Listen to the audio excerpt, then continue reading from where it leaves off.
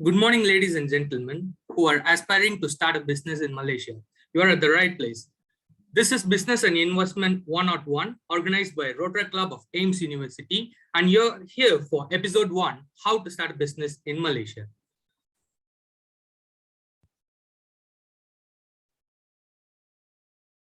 So first, I would like to read out the objectives for today. So the objectives would be detail of starting up a business, ideas, niches, and strategies. Partner is important, the 5 secrets of partnering, the 7M you need to manage. So there are a couple of announcements that we would like to make today. So please make sure that you log in with your registered name, and kindly keep your microphone muted unless you would like to ask question or answer any questions. Requirement for the e-certificates. So you must be a registered participant, and then you must fill in the feedback form right after the session. So if you fail to adhere to any of the above criteria due to inevitable circumstances, please send us an email with a plausible explanation. The committee reserves the right to issue the e-certs upon receiving your email. So kindly email to pd.racaims@gmail.com. Let me introduce your speaker for today. Today's speaker is Mr. Terrence Hugo Tan. He is an entrepreneur, certified HRDF trainer, and a public speaker specializing in connecting proven principles of psychology, communication, and influence to deliver desired results. Hugo has managed different entrepreneurial ventures over the last decade, from finance startups to education and events. His work are visible in companies such as Investox, MAD, Sharefolio, PPG, and more.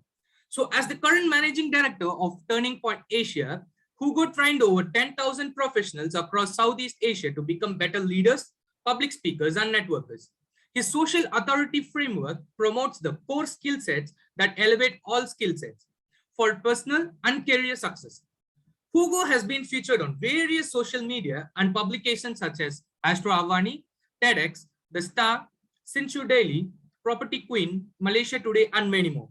So for future collaborations, invitations, and if you have any further doubts, you may reach out to Hugo at Instagram at hugotan.official, or you can visit his website at www.hugotan.com, or you can email him directly at findme@hugotan.com. So without further ado, I would like to welcome our speaker, Mr. Hugo Tan, to take over the stage. The stage is all yours, Hugo Tan. Thank you.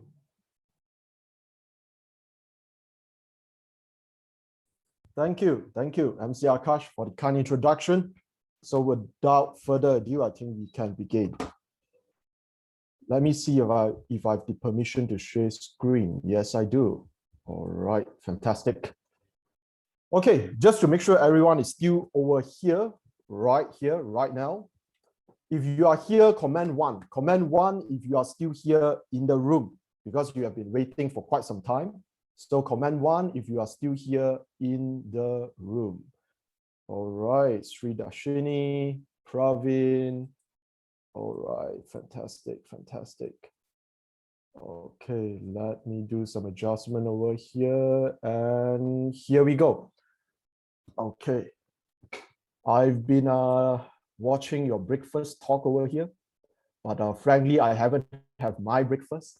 I'm just waiting for me to finish speaking here, and then I'm going to have my breakfast. Right, okay, let's go.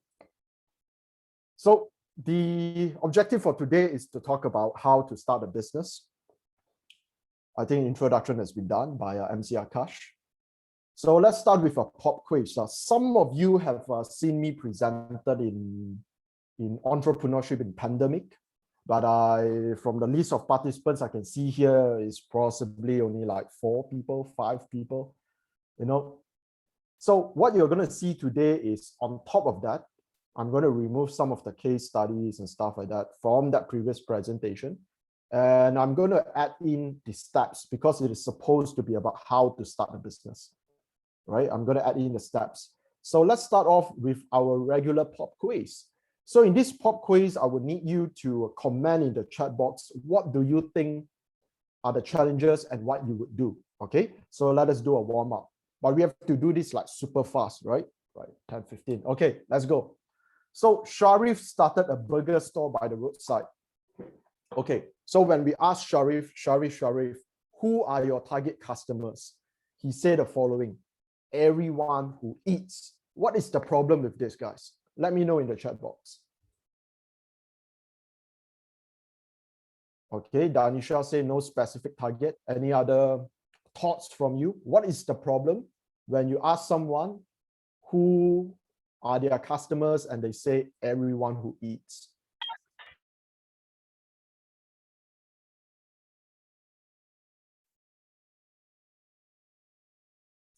Okay, here's the thing, right? Not everyone likes burger. Exactly, Rosa. Rosa Rina said, right, not everyone eats burger, not everyone likes burger. Here's the thing, everyone can possibly put a burger in their mouth, but that doesn't mean that they want to buy it, nor do they like it. So the same thing will apply to your business. Just because certain things can be used by everyone doesn't mean that everyone wants to use it, like to use it, or can afford to buy it. So now let's go to the second pop quiz. So Lydia decided to become a real estate agent. Okay, in Malaysia it's a bit different. Real estate negotiator and agent is different. But anyhow, they started cold calling. When it's not really working, Lydia said the following: I just need to call more numbers. What is the problem here, guys? Let me know. Let's see who's in the house. Parimala, Yiliang, Wenqi, referral.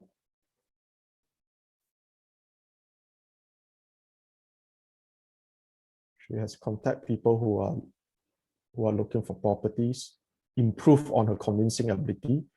Arif. Very true, because we do not know whether is it the method has problem or is it because of Lydia's persuasion skill has problem, right? Like what Arif have said.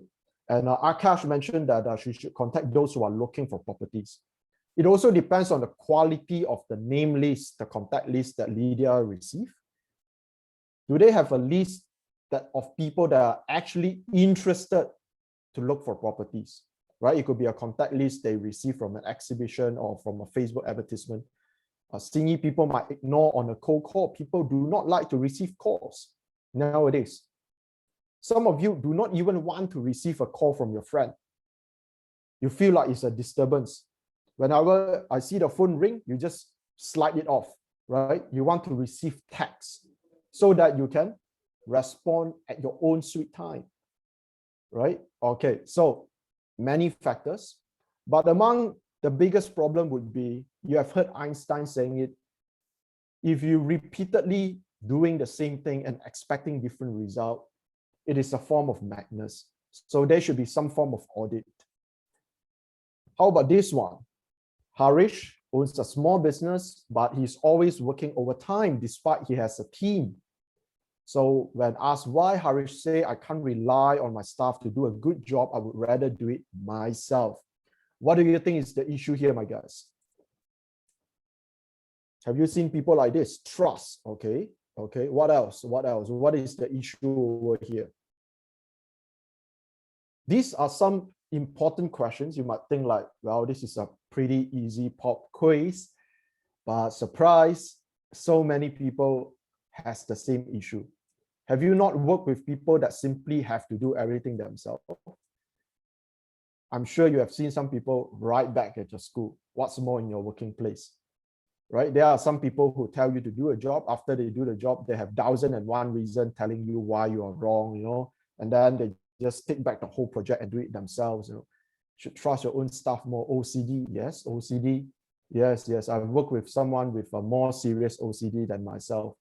Oh, it's a nightmare. Okay, needs to teach his staff to do better instead of doing everything himself. No planning and management of time. Okay, have you heard about this, right? You want to work on the business and not in the business. Meaning? What is the meaning? Many people work in their business, but not on their business. What is the reason? What is the meaning?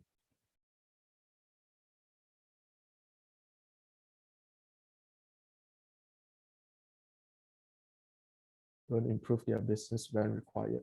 You see, most people after they started their business, what happens to them is that they just got a new job that has a longer working hours. They end up stuck in their own business. They are doing A to Z, even if they have staff and teammates and partners, they are working just like when they are doing a job. They are worrying about the Excel, how to key in, blah, blah, blah. A lot of all these tiny stuff which they can easily delegate or empower someone to do. Instead, they are not focusing on the business model. They're not focusing on getting partnerships. They are not focusing on raising funds, right? A lot of challenging things that they are not focusing on. They are focusing on the minute details that they can outsource or delegate. Similarly, right now I have a Zoom background. Do you think I make the Zoom background? Do you think I have to manage my own accounts? Of course not. Just like, do you think organizing this event is a one-person job? Of course not.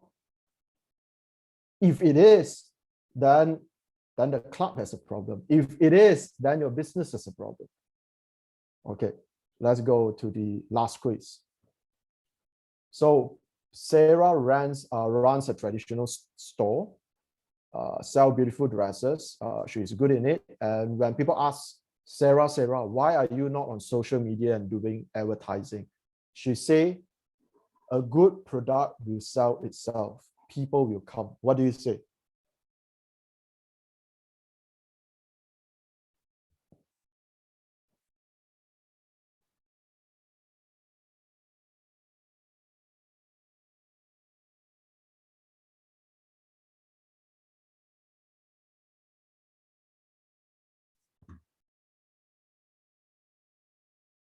People will know about the product only if it is publicized, outdated. People are selling good product as well. Exactly. Now, here's the thing, right? I like what Jin Yi is saying. People always assume that their product is the best, but there are a lot of substitute and alternative out there. Sometimes when you buy something, it's not because the product is the best as well, right? No one cares how good you are, right? I think the last seminar I give the example of Wrigley. How many of you know Wrigley chewing gum? Comment yes. Comment yes if you know Wrigley chewing gum. Wrigley chewing gum. If you know Wrigley, comment yes. Comment yes. Akash, Ransha, Sinyi. Right? If you guys still eat chewing gum. Okay. So once upon a time, someone asked the founder of Wrigley, your chewing gum is the most successful chewing gum brand in the world already. So why are you still putting so much money in advertising? Those are back in the day, right? And the founder says something that just because right now we are in a plane and the plane has taken off, does that mean we need to stop the engine or something? Now, here's the thing, right? Just because you have a good product doesn't mean you don't have to advertise. And just because you are already well-known doesn't mean you don't have to advertise. Do you see McDonald's advertising? Of course. Why do they still do that? Because it's necessary. It's necessary, right? Sometimes a lot of people are very embarrassed because they are running a small business, like they're starting a small business. Then they don't want to tell people, right? They keep quiet and then they say what are you doing? No, I'm just doing my job only.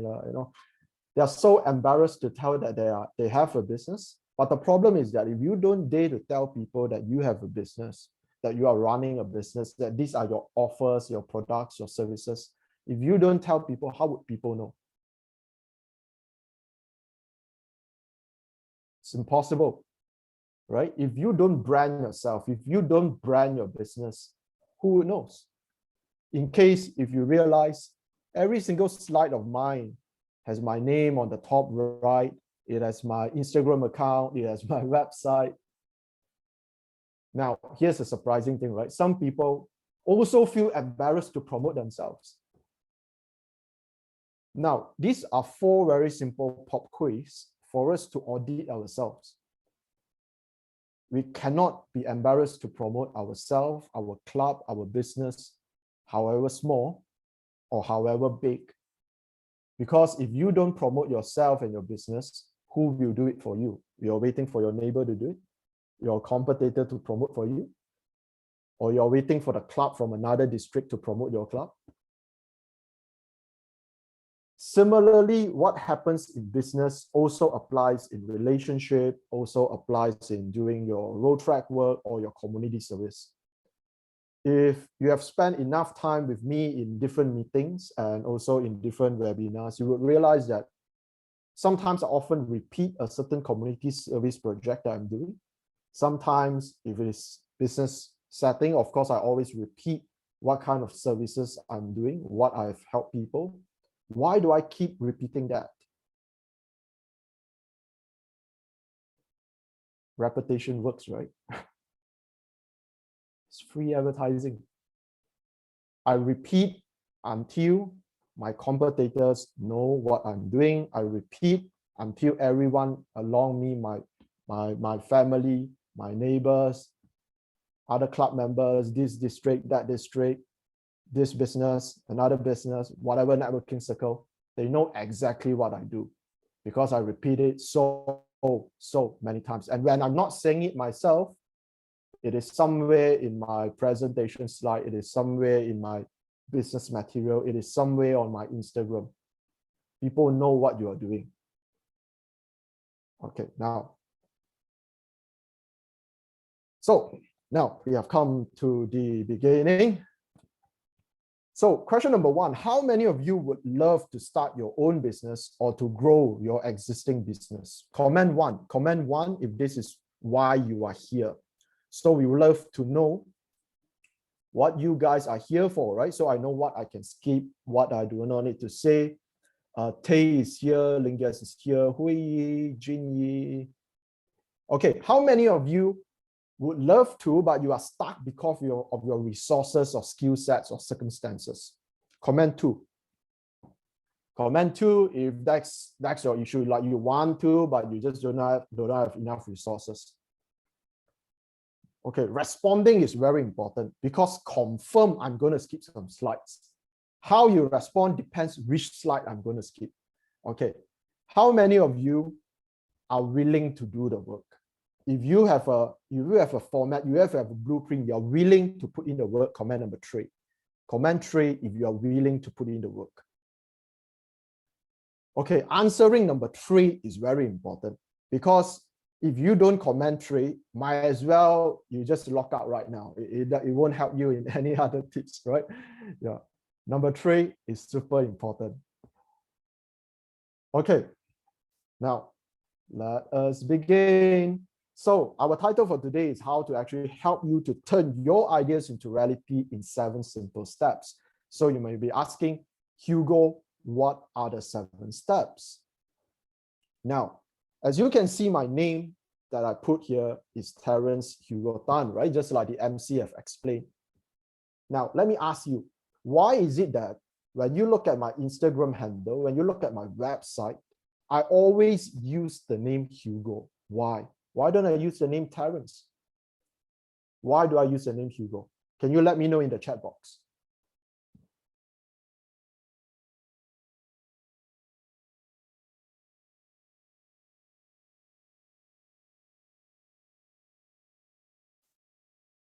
Easier to remember, short.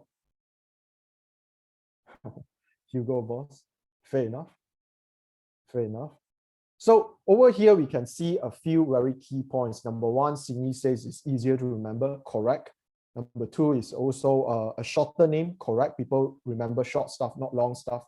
Hugo Boss, people can make the association between Hugo and also the brand Hugo Boss.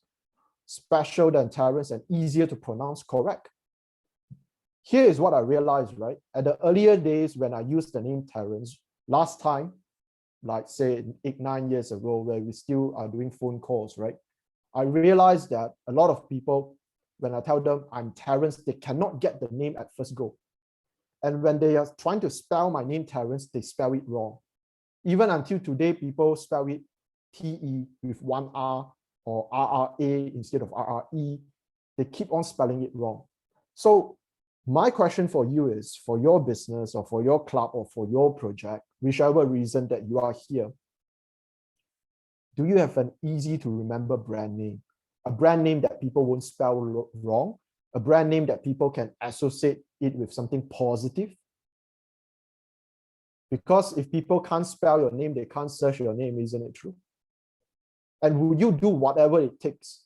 If your name is very long, or your company name or your product name is very long or hard to pronounce, do you have the guts to change it? You might be saying, oh no, this name, I put it myself, or whoever give me this name, right?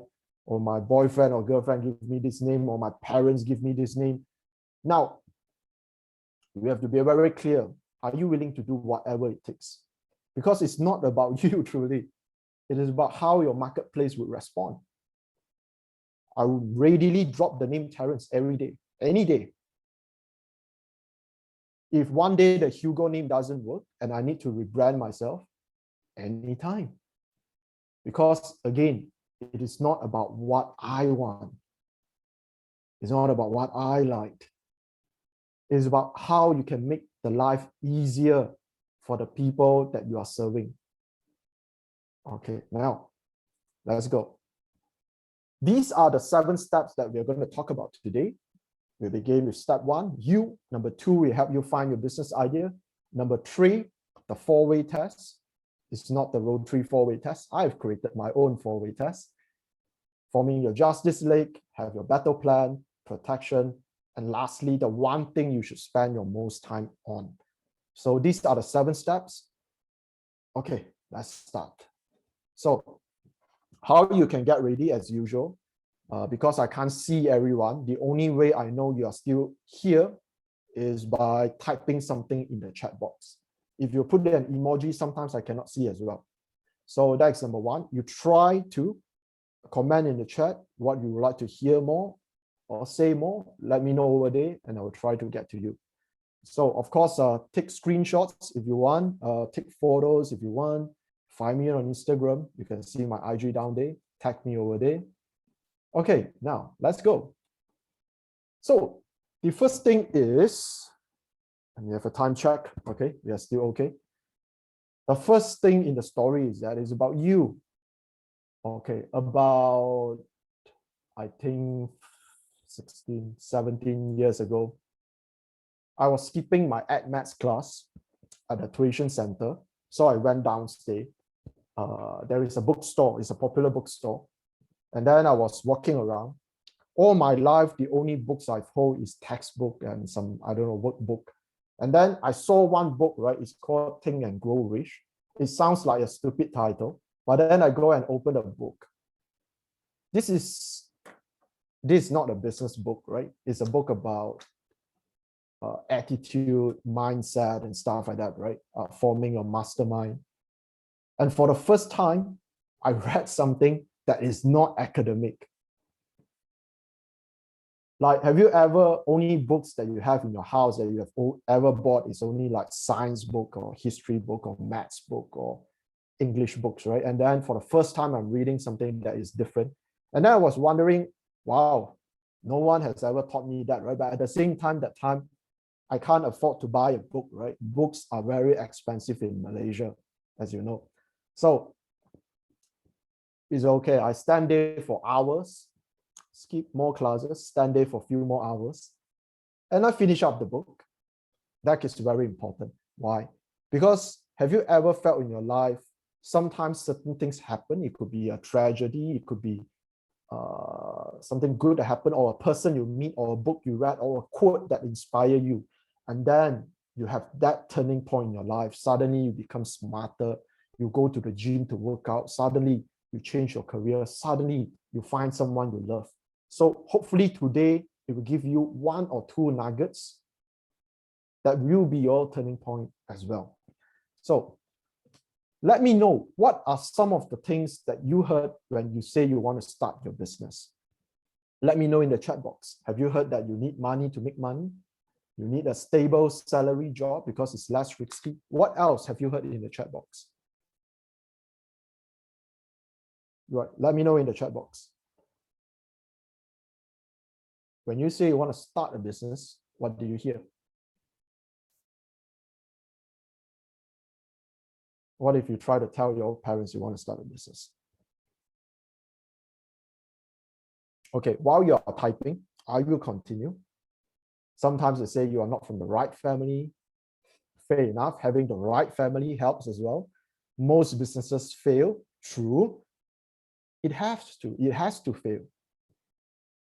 Just like in dance competition, does everyone wins? Right now it's an Olympics. Should everyone win? Of course not. Majority is supposed to fail. So why are you expecting anything different, in a business? You're not talented enough. Now, here's the thing, right? A lot of people have way less talent than you. Way less talent than you. Nantini, Janice, but they are still doing it. You know why? Because they do it, you didn't do it. Okay. What else? You are too young, too inexperienced. Very hard to say, actually. The media like to promote the young entrepreneur myth, but most of the successful entrepreneurs are at least 30, 40 years old, usually. But at the same time, being older doesn't mean that you are actually wiser. Ramya, Parimala, too risky, no knowledge, no experience. Exactly. I remember seeing an elderly person's fail, and then the people around were saying, like, that guy has so much experience. How can he still fail and make mistakes? Now, guess what? Everyone is a human. What works 10, 20 years ago, just because you have experience, doesn't mean it still applies today. You get the idea? It's really hard to say, So next up, you should get an MBA before starting a business. Not true. Now, here's the funny story, right? I've met people with masters in marketing and stuff like that, and they can't do a simple marketing campaign. They do not know how to host a Zoom webinar like you all. So what is that masters for marketing for? Masters in what exactly? So it's not related as well.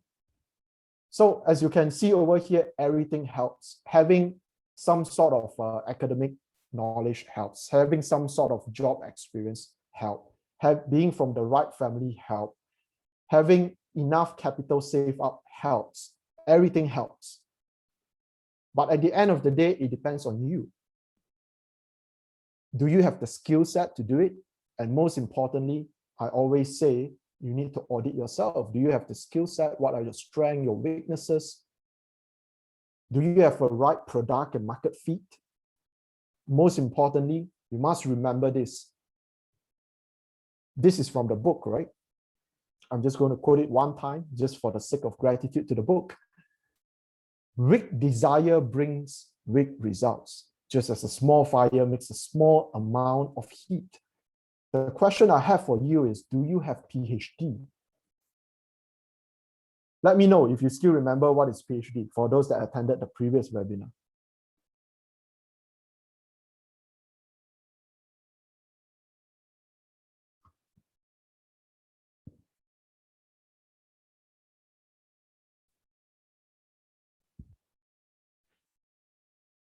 Okay, the PhD that you need is pain, hunger, and desire. Not everyone can make it simply because they're not hungry enough. They don't have the desire to do it. It is hard work, isn't it? Why do you want to do such a hard work? Why? Is there a reason for you to do so?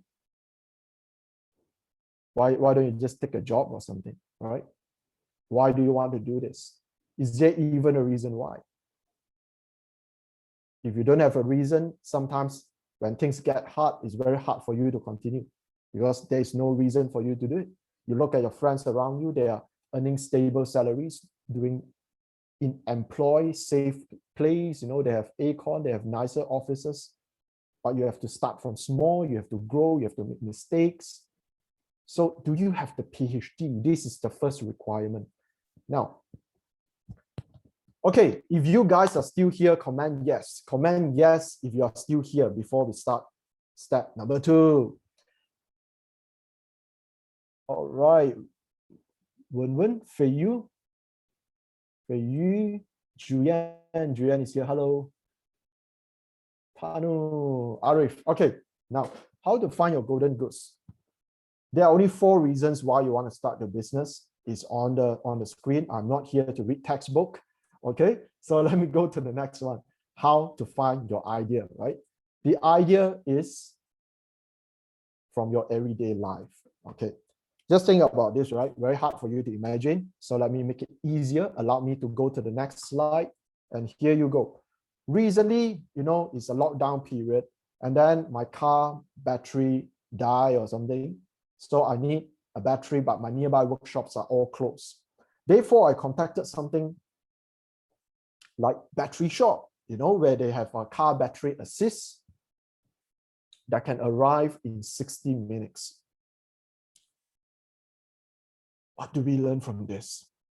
Lockdown, workshops not open, I can't get my battery. And this solution solved my problem. Now, I'll give you one more. During the lockdown, again, these 2 years is pandemic. As you know, for fellow Muslims who are wearing tudung, sometimes the mask strap is not long enough. And therefore, this product is being created, a mask holder. So based on these 2 simple stories, right? What is the lesson in how to find your idea? What is the lesson? What do you learn from seeing these 2?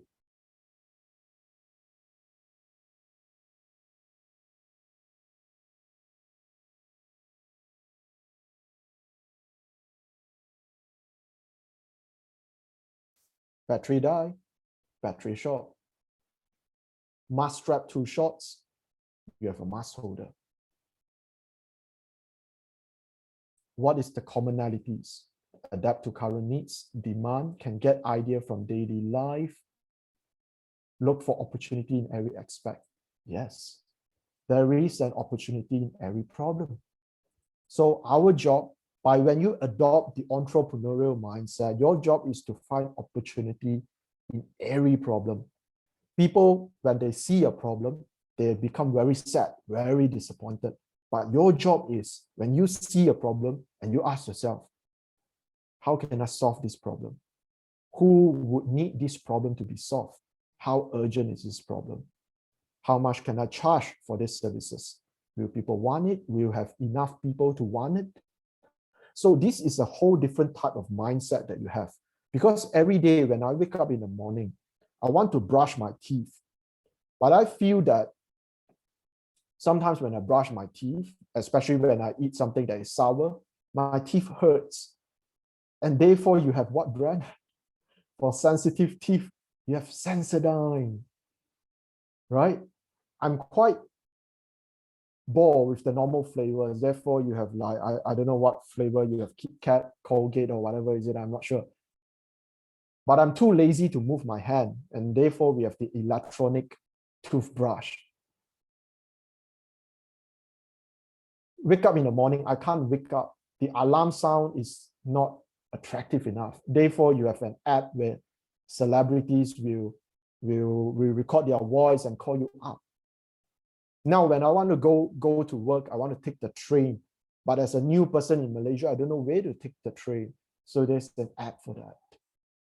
I want to make payment, but it's so troublesome. You need to have a different card for LRT, a different card for bus, a different card for parking. Therefore, we have Touch and Go, right? And in Hong Kong, we have the Octopus card or whatever, right?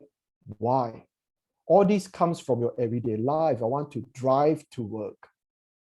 Or I forgot to renew my road tax. What? I have to go to the post office to renew it or something? That's why we have My EG. Every day is a problem. When I go to class, I need to sign my attendance. I need to sign on a physical paper, but that is quite a hassle. That's why we have an app And in some colleges, you have the swipe card system where you can sign in for your attendance. So what is this? Every single moment you have some problems. Right now, I have a problem. My line is not stable sometimes. It's not fast enough. Now I'm going to promote a product that Simi always know. That's why I have a booster, guy. I should probably do affiliate marketing and put a link in the chat for you guys to buy and get a comp. Yeah. You see, right? Every day there are problems. That means that every day you have a business idea. Okay, if you are good so far, comment one. Comment one if you are good so far.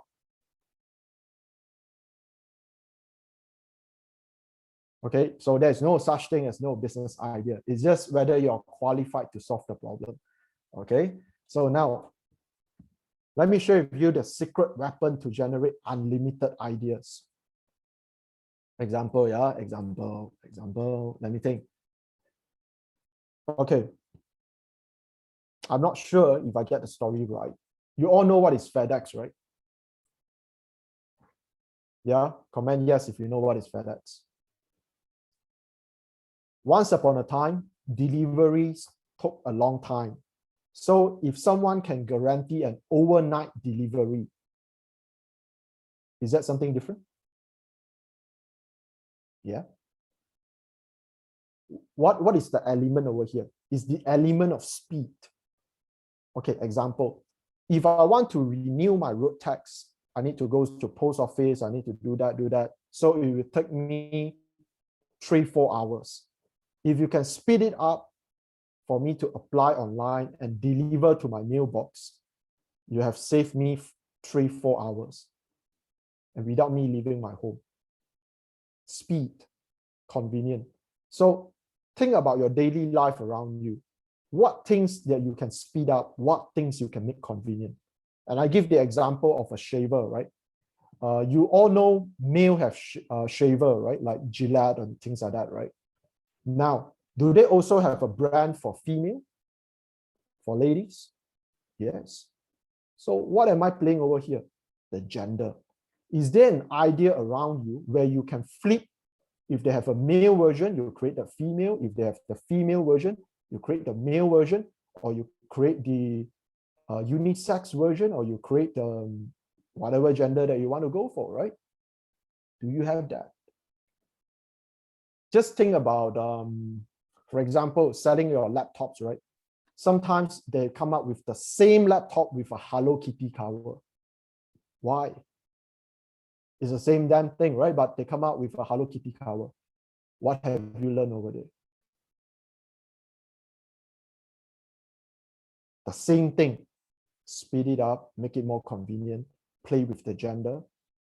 What else? I give the example of James Bond, right? Last webinar. How many of you know James Bond? Comment yes. Comment yes if you know James Bond. I got two questions, yeah? Okay. Do you know who is Mr. Bean? He played a character called Johnny English. If you know Johnny English, comment two. Comment two if you know Johnny English. I have to make sure you know both, then only I can talk. Chue, do you know Johnny English? Played by Rowan Atkinson. Chunkai, Jinyi. Okay, great. So now look at this, right? James Bond is someone who is a secret agent, save the world, wearing suits, very posh, he kept his composure, he fight and then puts back his suit, very clean, always very neat, always very smart, always save the lady and save the world. Now, if Johnny English copy the same thing as James Bond, will they be successful? No, it's just a more lamer copycat of James Bond. But what is Johnny English? Johnny English is a secret agent that makes jokes while saving the world. He always is very clumsy, makes a lot of mistakes, hopes to save someone, but makes so much mistakes until he's laughed by the person that he saved. But at the end, he saved the world. Is there a difference? Yes. So how about your product, your business? How can you differentiate yourself from the others in the marketplace? Just by playing the what? just by playing the opposite.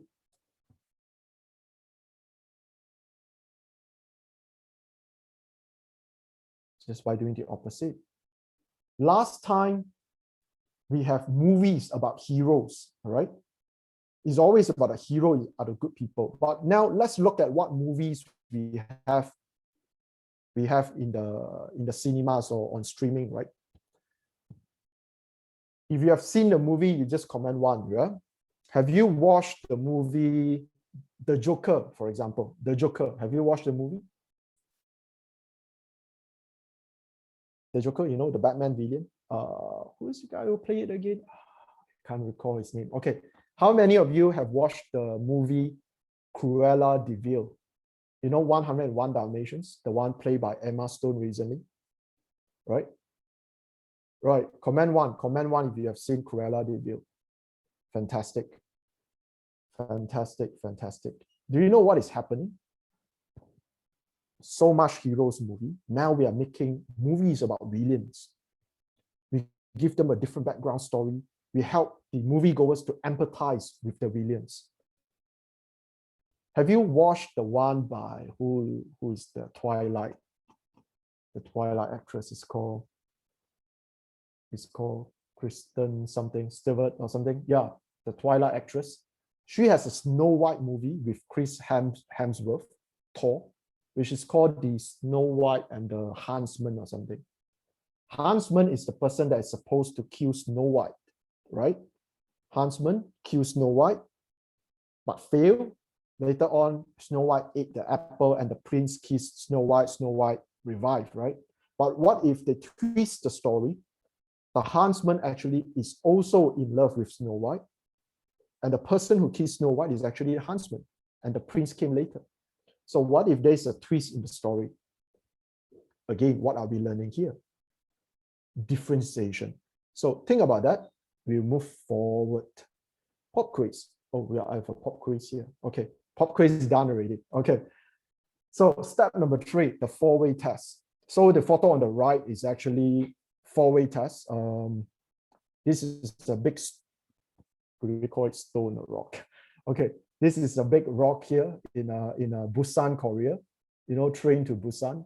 So I was at Korea. This is the rotary 4-way test that they wrote over here in Hangul, right? But the 4-way test I'm going to talk about today is the rotary 4-way test, revive a dying business.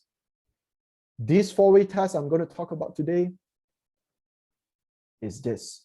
When you start your business, you need to ask yourself 4 things. ICVV. What is it? ICVV. What is the income? What is the cost? What is the velocity? And what is the value? Income, you all understood. What are the revenue streams? How much you must sell? Have you worked the numbers behind? What is your sales goal, your target? What are the costs? What are your fixed costs, your variable costs, your license, your IP, your wages that you need to pay? What is the scheme like, right? So all this you have to consider, you have to calculate. Again, right, it sounds like Hugo, it's common sense, Hugo. Now, here's the thing, right? I'm so surprised a lot of people actually cannot do maths. Now, I'm not saying my maths is good. My best subject in school last time, I think it should be history or something. I'm actually the type of person that is good in sejarah, right? So I'm not a maths expert, right? But so many people simply do not do the maths. If you don't believe it, you try to go and ask your small business owners, friends, right? Just like all of us doing small business. Like they simply do not know what is their target. If you ask them how much is your operating cost, they do not know. You know, how much do you pay for insurance? They're not sure. They say, you know, my son did it for me, my partner did it for me. How much must you earn this year? They're not sure. A lot of people are living in the land of not sure. That's why their business is also not going anywhere. Number 3, velocity. How quick must your inventory turn over? You know, things like that you should know as well, right? What is the value? Okay, I'm going to skip to the next slide. Value, right? Have you seen this before? The value proposition canvas.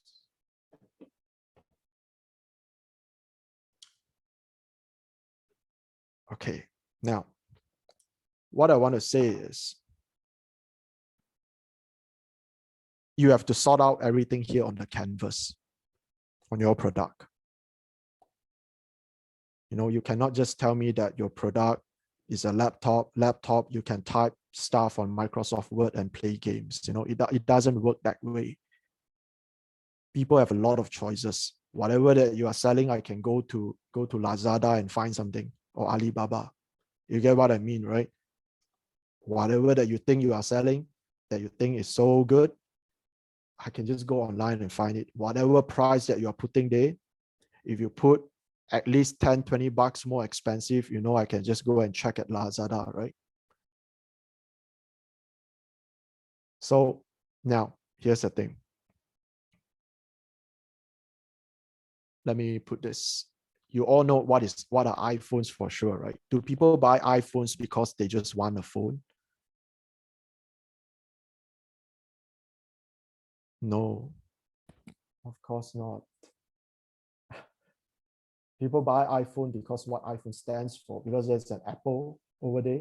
You know, the MacBook, reason why they put an Apple there, they are thinking whether the Apple should be shown towards the person using it or to the outside, to the outsiders, the people around it. That's why the Apple, the way they are thinking, like put it this way or terbalik, right? Because they realize that it's more important that other people around the MacBook user recognize that it is an Apple product. Therefore, they can show off, right? I'm using MacBook. Yes, it's a status. Just like Harley Davidson, we don't buy such a super bike because I need a bike to go to work. We buy a bike because it stands for something. And you know Parker pants? Nowadays, it's not quite a thing, right? You know Parker pants? A lot of people think that the competition of a pen is another pen. Now, this is what Parker's pen says, right? It says that most of the consumers that buy Parker pens use it as a present to give other people. What do you learn from this? Who are your real competitors? Do people buy a pen because it is a pen to use? Or do people buy a pen because it's a present to give away? What if the competitor of a pen is not a pen, but it's another present?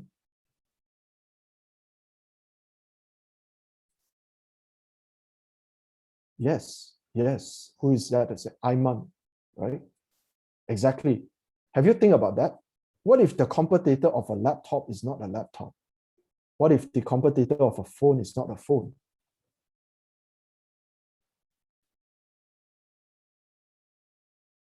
Big question. Because a lot of people are buying things not because of its functional values, but also because of its emotional benefits. You all learn about the hierarchy of Maslow, maybe because of its community benefits, maybe because of its status. A lot of reasons. So consider that.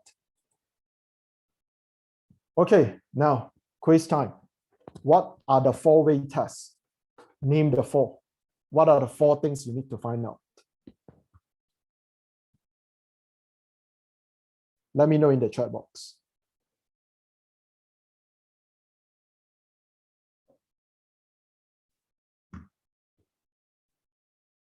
Income, cost, value, velocity, income, cost, value, velocity. Remember, if you cannot answer the four things, don't start anything. Okay, I repeat, if you can't answer the four-way test, don't start anything. Okay, it's very important.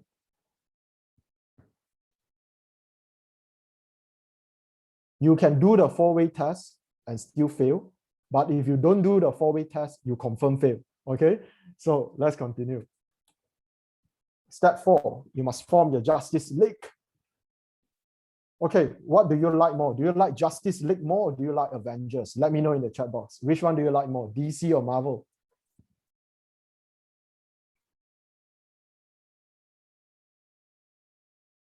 Marvel, Marvel, Avengers, DC.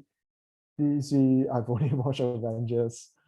Yeah, I understand DC movies so far pretty not up to par, unfortunately. Marvel. Okay, so let's talk about Justice League. It's a team sport. The poster, I think the person designed the poster actually edited something I typed, but initially the partner part, I put a line, business is a team sport. It's not a solo game. So it's important for you to find partners, but there are 5 types of partners you need to find. How many? 5 types. I'm going to ask you later what are the 5. Okay, number 1, do you have a promotional partner, someone who help you to promote stuff? Number 2, do you have a partners that help you to fundraise? It doesn't have to be your legal business partner. It could be someone outside as well. Number 3, do you have a partner that doesn't give you money or help you to promote, but they are very good advisor? They are like mentor figure. Maybe because they have done that or they have certain skill set, they always can advise you. Do you have an advising partner? Number 4, this person cannot advise you, cannot give you money, cannot promote, but they have certain resources. Example, in my club, besides me, there is only another person with a Zoom Pro account. So what is this? This is a resource partner, because when you need a resource, you can only find either one of us. Similarly to your business, there could be some form of machineries or some kind of tools that you need as resource, or maybe even a van or a lorry. Who is that partner that can give you that in your business? Number 5, this person cannot give you anything, but they can refer people to you, refer you to important people, good staff, good mentors, good stakeholders, good investors that would be interested in your business.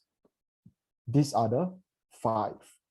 I've not created an acronym. I'm still thinking like how to put this into an acronym or something. But these are the 5 you need to find. Okay, now let me tell you the story of Ascendance. So these 4 kids, the oldest is only 90. As you know, most of them can't even register a business on their own. So when they started, they joined their parents, go to all these business events, which is very good. That's the reason why your environment, your friends, your family matters as well. Do they encourage you or inspire you to develop business skills, networking skills, people skills at a young age, right? So over there, they decided to start something called the Ascendance. And in 2 months, they raised over 66,000 in Indiegogo, which took them to the rural communities. And then soon enough, they are working with over 600 students across 13 institutions. They do different training, knowledge, character building, mentor, for youth to start their own initiative. And last year, they started the Learners Conference virtually, 1,200 students from 8 countries. Have you had 1,000 people on your Zoom? This is also being recognized by the Ministry of Education. Remember, when they started Ascendance, the eldest is only 19. Others, I don't think they can even put their name in the business registration. They have done it. And when I look at their impact report 2 weeks ago, picture on the left, I realized 40 pages of their impact report, 8 pages is to thank their partners, to list out all their partners. What do you learn over here? Partnership is the big secret to success. When you look at why people are so small and they can't scale, it's because they do not have partner. They're still trying to do solo. Solo doesn't work, guys.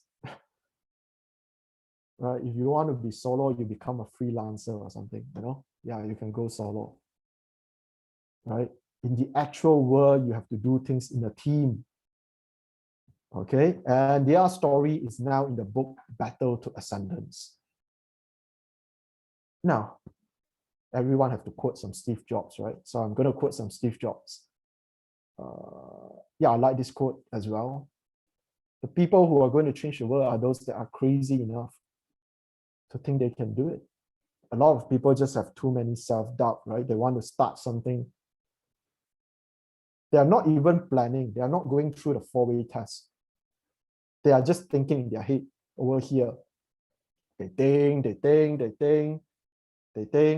After 6 months later, nothing has happened because they keep on thinking. They are not even planning. Do not confuse thinking with planning. A lot of people say, you know, I'm actually still planning. No, you are not planning anything. I didn't see you writing anything. I didn't see the plan. I didn't see your Excel. I didn't see your research. You are not planning anything. You are just thinking. Thinking doesn't change the world. You have to plan. You have to do. You have to try again, right? So now, pop quiz, name the 5 partners. Let me know in the chat box. What are the 5 partners?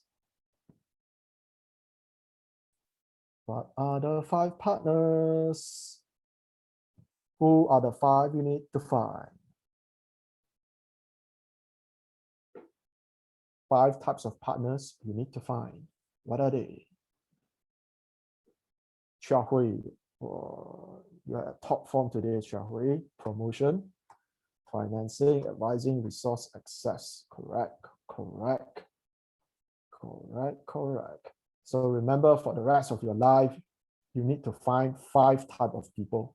When you go to networking events, I don't know, it could be a Raya open house, it could be what is that, district Rotaract conference, you know, or your Rotary Club, whatever dinner, or whatever, whatever networking event that you go. Remember, you are going there to meet 5 types of people. You are not going there to talk about, what do you think of the weather tonight? Today, the case very high, yeah, Danisha? Today, the case very high, yes. The case today very high. Yesterday, across 15,000. We are not there to talk about COVID-19, cross 15,000, about why the weather recently is so hot, even though you turn on the fan or the aircon. You are not there for that. You are there for what? 5 types of people. Promotion, financing, assessing, advice, resource. This will actually save you a lot of time, because once you started the business journey, a lot of people has a lot of coffee, meet up, entrepreneurship session, networking session, and a lot of people waste time over there, you know, go there to drink coffee or whatever drink they're over there they're having. They're just wasting time there, you know, because they go and talk about their cat, they go and talk about the weather, they talk about COVID-19, and then they go back home. They give people a business card that people take and throw to the dustbin, and they go back home. It's a waste of time because they're going there without a goal. Who are you looking for? What are you even doing? What are fellowship for? Fellowship for what? Networking for what? Drink coffee for what? Why? What is the goal? 5 types of people. Okay. Yeah, that will save you hundreds of hours. Okay, now let's go to the next one. Your battle plan. Okay, I'm going to speed up over here, if you don't mind. Yeah, I have to speed up even if you mind. Okay, so here it goes, right? Have you seen the business model canvas? You should go check this out. So you want to put your whole business plan into something like this. You get the idea? I give you a few seconds, you can have a read. If you can't type out everything needed here, maybe you don't understand what you want to do actually. Do you know who are your customers? Do you know what is your value proposition? Do you know what channel that you're going to market this? Which platform you're going to use? Is it online, offline, retail, store? Is it network marketing that you're going to use? Which method? Right? Who are your key partners that you have? What are the strength, weakness, opportunity, threats? What are the trends like?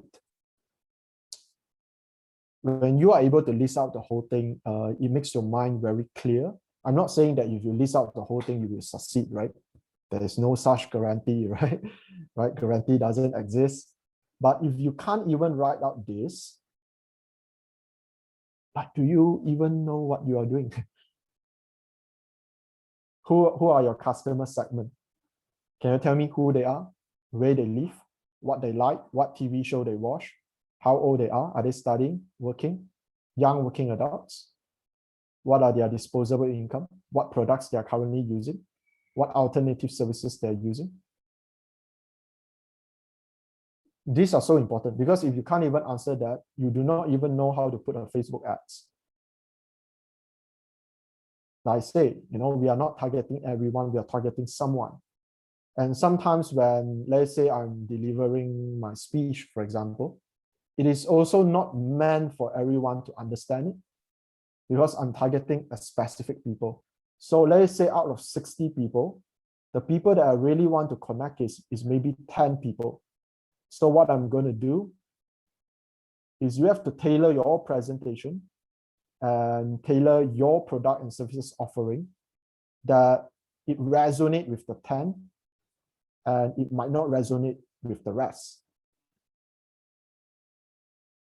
It's a very important point. Why? Because if whatever you're doing can resonate with everyone, it means that you are actually not targeting. You get what I mean? So it is supposed, it's just like Justin Bieber, right? You know Justin Bieber? I'm not sure if he's still a thing, right?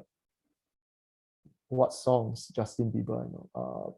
I don't know, I only know the baby song. He has some new songs, I'm not sure. Does Justin Bieber has a lot of haters? Right, if you know Justin Bieber, comment JB. If you know Justin Bieber, comment JB. I'm not sure what music people are following nowadays, Yeah, I'm not a music expert as well, so I'm not sure what people are listening and all, you know JB? Yeah. This looks like a JB concert now, Monisha. Okay. It is supposed to be like that.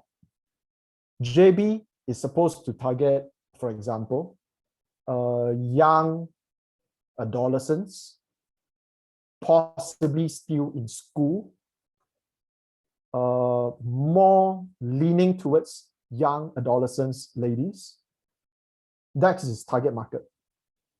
And he's supposed to have haters and offend everyone else, if that makes sense to you. Old people are not supposed to like Justin Bieber. You get what I mean?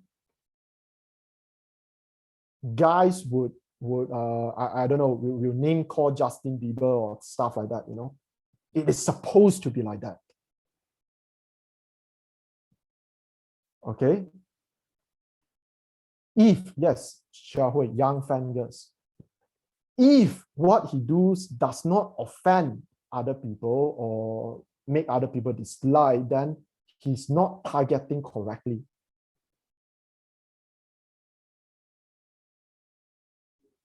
Of course, it's a bit extreme. Like, whatever my products and services is only supposed to be a small percentage of people, and everyone else is not supposed to get it, and everyone else, I might not even bother to promote it, if you get what I mean. I only care about my segment. I serve my segment very well, and I focus on that. Everyone else cannot get it, don't get it, doesn't matter to me. Okay, now let's continue.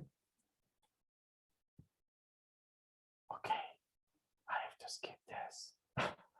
Okay, let's look at the Oxwhite model, right? Let's look at this. The model allows, okay, basically is to remove the middleman and inventory costs. Order your shirts online and get it delivered to you. What is this? What have you learned? The channel. Just now earlier, you learned something called the channel. What channel have they chosen? They did not choose a retail physical store. They choose an online. Now, let's look at their differentiation. The model allowed them to price luxury products at 1/3 of current market price. Is that a differentiation? People assume luxury products expensive. Go to travel by airplane, expensive. But there goes Asia, low-cost airlines, no frills. They charge you for everything you add. How about Oxwhite? What if you can buy luxury quality at 1/3 of the market price? They let you know what is the pricing, and you can pre-order, you wait for 90 days, 120 days, and you get your shirt. Looks like this. What are they doing? Referral, invite 5 friends and get your classic shirt at 99 cents. But the 5 friends, they are paying for a full shirt and you get yours at 99 cents. Referral, definitely. There are purchase shirts that are made by the same factory as Hugo Boss. Okay, I didn't even realize. Okay, here at Calvin Klein. Is there a special value proposition? Yes, we all know that the same factory makes the same fruit juice, to make the same clothing, but because of the branding, it is more expensive. But if Oxwhite can make it luxury products that are not expensive, you can still enjoy the quality. Is that something different that they're offering to the marketplace? Yes. On the left-hand side, you can see their advertising. They have different languages. They have the Malay, the English, and the Chinese, and so on and so forth. Why? Targeting. Because if you only use one language, you reach people that use that language. How about look at their influencer? Do they use different models? Yes. To reach different people, you need different models, different influencers. You cannot say that, you know what, I already have one model, so yeah, that works, I guess. It doesn't work. It doesn't work, right? Different segment of the market requires different targeting. You know, some people, they respond to different type of advertisement, different type of influencers. Whether you put a WhatsApp link over there, whether you put a Telegram link, whether you put a website link over there, it's different. Look at the one on the right. What are they doing? Bundling. Bundling some socks together with their shirts and get it at 138. Bundling is also a great way to, to clear some stock, some cheap stock and stuff like that. So again, in bundles, again, all these are very well thought of strategies. Now, when you stay till the end, I'm going to give you this chart. I will give you a link and you can get this chart. You can go back home and try it yourself on your business idea. Okay, let me proceed. This is one of my favorites quote from The Art of War. It makes so much sense, right, in relation to your competitors. If your competitor is stronger than you, should you go head on and compete with them? No, it won't work. You have to do another way. If your competitor is weaker than you, what should you do?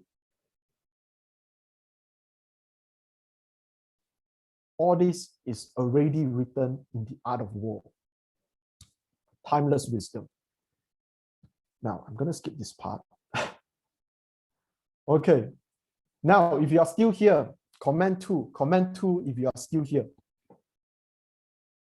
Xinyi, Chiwei, Chunket, Julian, Dashini, Kelly, Chunkai, Jame, TG, Selvi, Patiban, iPhone.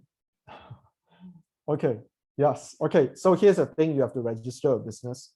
We don't have to waste too much time on this section because it's so easy. Okay, so what you need to go is, you need to go to SSM EBs. What is it? Okay, let me type it out for you. Yeah, you just say Google SSM EBs. You can go set up your business, but they need you to verify your thumbprint first. The place I usually go, I prefer to go to UTC. Okay, verify your thumbprint and you can do the whole business registration online for normal stuff like enterprise and partnership. You can do that. What is perseorangan, perkongsian? Oh, sorry, I should speak in English. What is sole proprietor? What is partnership? You can You can Google, stuff like this. Or if you decided to open a Sdn Bhd, what are the pros and cons? You must know that if you open a Sdn Bhd, you have to pay for your audit and also your secretary, company secretary, for the whole year.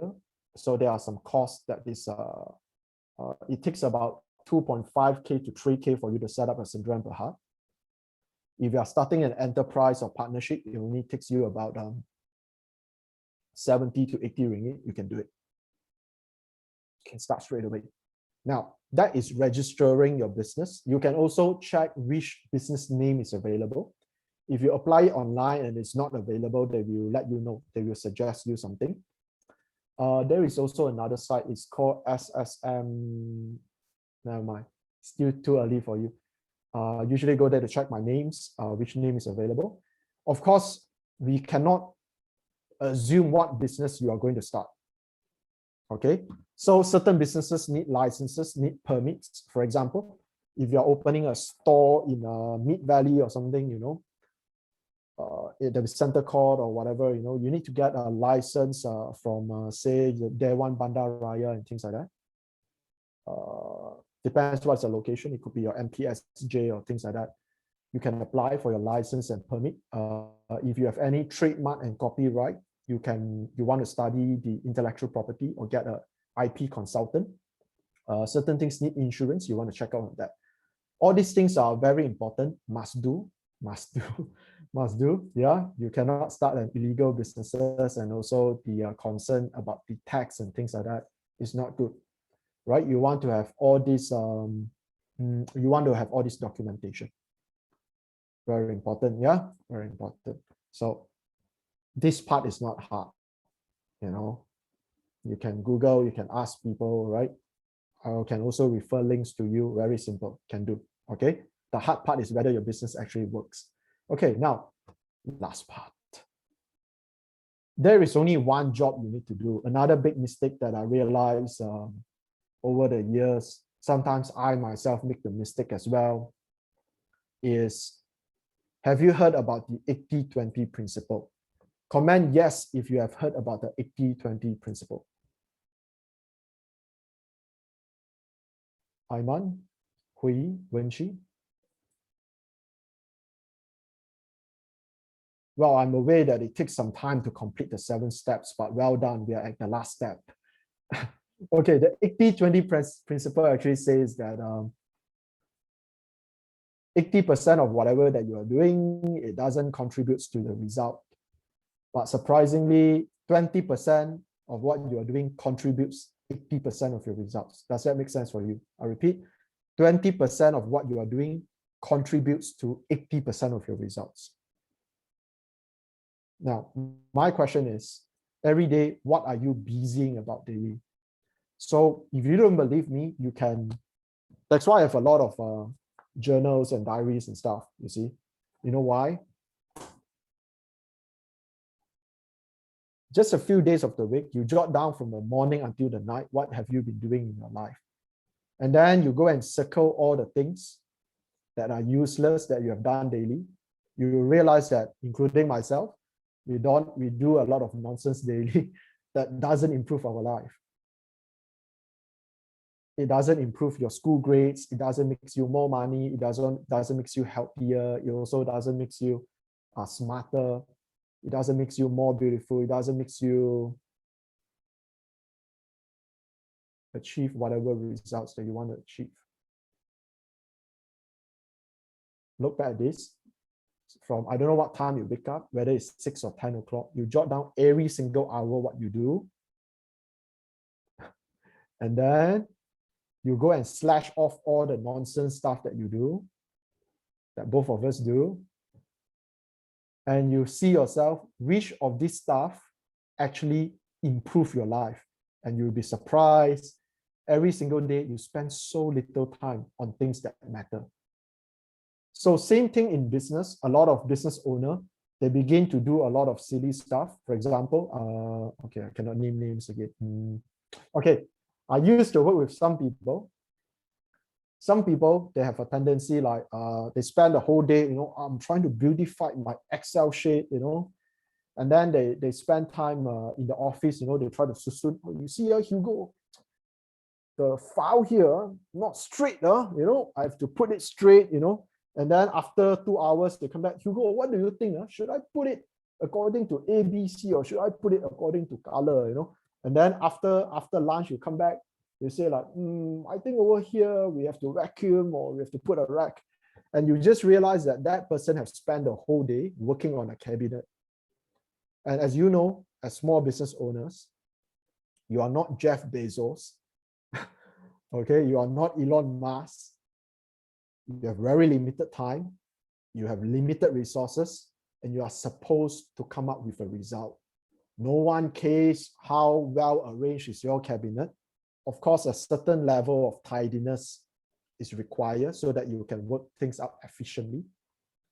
But no one cares what is the color of your carpet or how nice you do your Excel sheet. Because all these things are the 80% of the things that doesn't bring you results. What is the results you want? Solve people problem.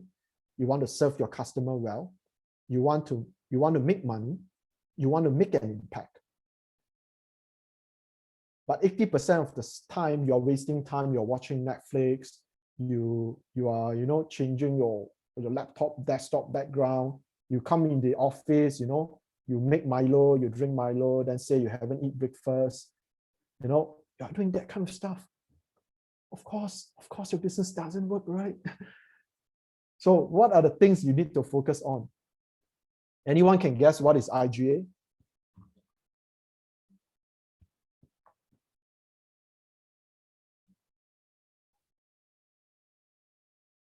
Let me help you. It stands for income generating activities.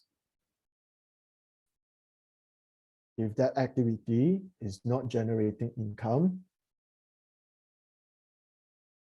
you should do less of it. You should not spend half the day trying to arrange your office table. You should not spend 2 weeks thinking what carpet your new office need to put. No one cares. You should not spend another week, discussing with suppliers how to make name tag for your employees. No one cares. Unfortunately, yeah, your Excel file, as long as it's functional, can use for work, can do, is okay already. No need to put rainbow colors left and right. No one cares. You do realize you spend a lot of time doing a lot of things that has nothing to do with the customer. The box that the customer receives, they call your office number, no one picks up. They go to your Instagram, but then they cannot see where's your website. They cannot see where's the email button. Surprisingly, your business page doesn't have an email. Surprisingly, when I look at the phone number in your page, it's outdated.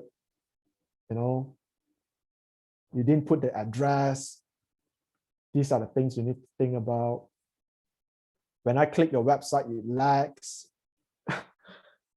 The payment option only allows 2 banks, but I'm using another bank. You should be spending time on how to make life easier for your customers, but you aren't.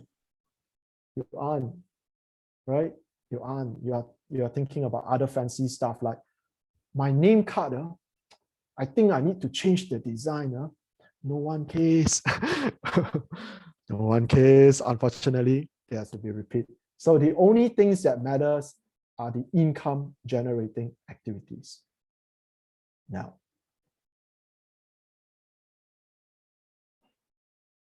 unfortunately, I have to skip this, but here you go, right? Here we go. When people decide to buy from you, they need to see the social proof. For example, you go to Shopee, you buy something. Do you look at the reviews? No reviews, you won't buy. Don't have enough 5-star, you won't buy. You go to a restaurant, you're very hungry, but you see the restaurant is empty. You don't want to go. You look at another restaurant, you see long queue, you go. Why? Why? You're hungry already. The restaurant is empty. Why don't you go in? Because people follow people.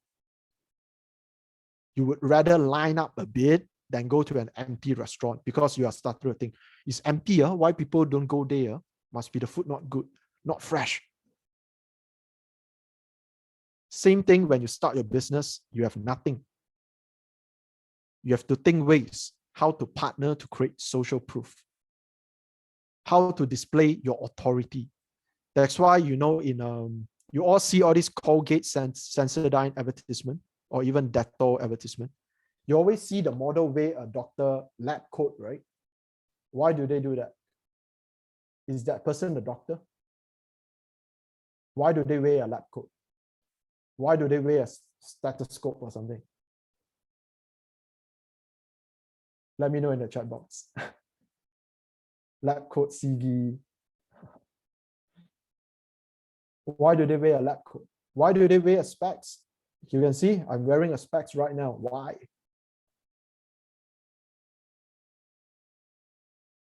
Why do I always wear formal clothes? At one time, I have more formal clothes than t-shirts. Why? Trustworthy, they entrust doctors. Looks like professional giving advice. Exactly. Of course, you can also be thinking like, but Hugo, obviously that one don't work, right? So obvious. Have you seen your WhatsApp message, the one your family sent you? Like they give you like, to cure COVID-19, you have to drink this, don't know what remedy, you champo halia, and you drink hot water, then you can cure COVID-19. All those messages are shared many, many times. You know why? Because sometimes we think we are so smart, right? Obviously, the advertisement is fake, right? It works. It works. I have some in my industry, right? As trainers, for example, back here, they will put all their degrees, their cert, their whatever piala, that they get, all this kind of stuff. You know why they put all this stuff when they are doing a Zoom with you? Authority. They are not going to say, I get this degree, I get this award, I got what top 100 entrepreneur. They are not going to say that. They are just going to put it here, right behind here.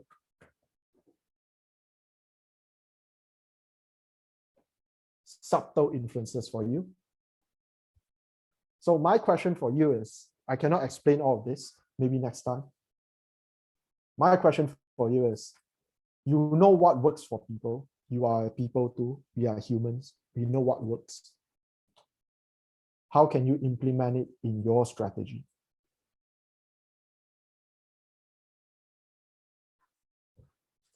How do you implement it for your product?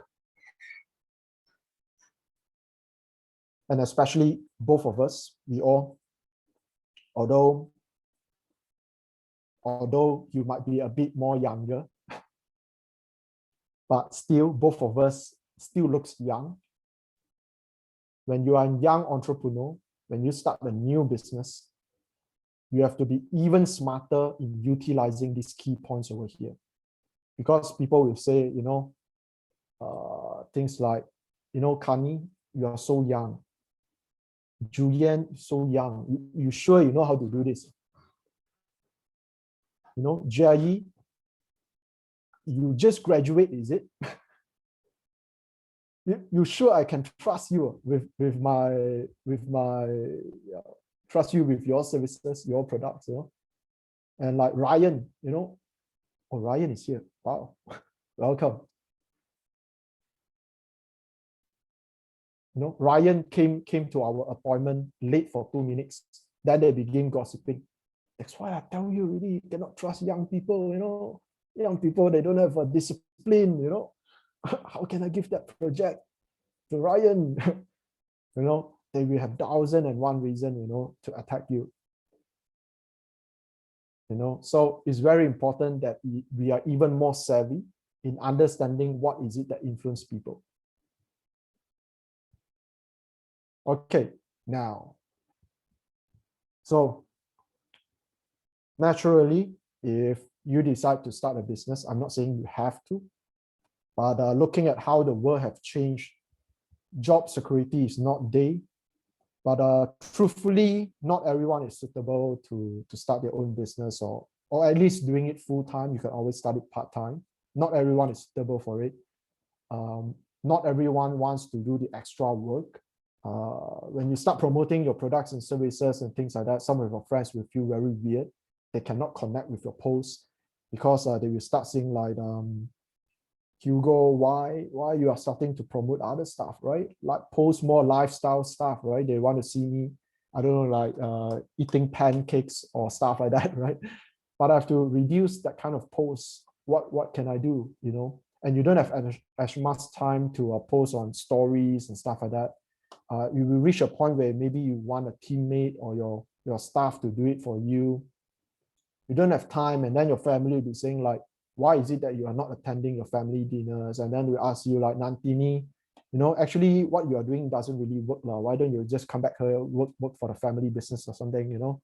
And then they will say like, Nantini, you see your cousin, you know, or your cousin, what manager, what level already, you know? Nowadays corporates have a lot of nonsense manager level, you know, or manager already, but then you see you're not going anywhere, you know, then they will start to compare, you know, Akash, you see, you know, people married already, Akash, you know, how about you, Akash, you know, how many more years, you know, but you're starting your business, you have very tight cash to start, you know, and yeah, you must really want to do it if you want to do it. So pop quiz, guys. Luckily, we are coming to the end. Here are the top 10 regrets of all time. Let me know in the chat box what number that is your biggest regret so far. Which one of the 10? Maybe you have 2, 3 regrets so far. You might want to comment in the chat box.